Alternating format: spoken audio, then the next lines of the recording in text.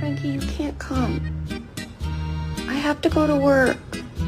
I'm really sorry. Please don't look at me like this. Ollie, don't do it. Ollie!